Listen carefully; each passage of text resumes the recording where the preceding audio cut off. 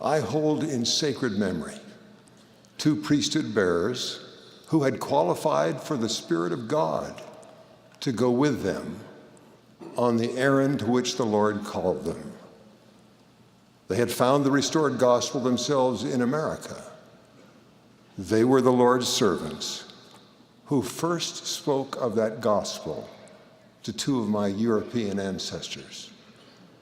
One of those ancestors was a young girl living on a small farm in Switzerland. Another was a young man, an orphan, and an immigrant to the United States from Germany, living in St. Louis, Missouri. Both of them heard a priesthood holder testify of the restored gospel.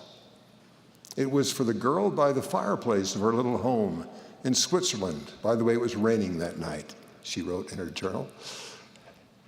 The missionary had come through the rain up that hill to find her.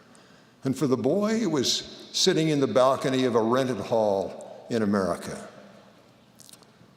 Both of them knew by the Spirit that the message those elders brought to them was true. The boy and the girl chose to be baptized. The 2 of them met for the first time on the dusty trail, years later, walking hundreds of miles to the mountains of Western America. They talked as they walked. What they talked about was the miraculous blessing that in all the world, the servants of God had found them, and even more miraculous, that they knew their message was true. They fell in love and were married. And because of a testimony of the Spirit which began as they heard the words of priesthood holders under the influence of the Holy Ghost, they were sealed for eternity by priesthood power.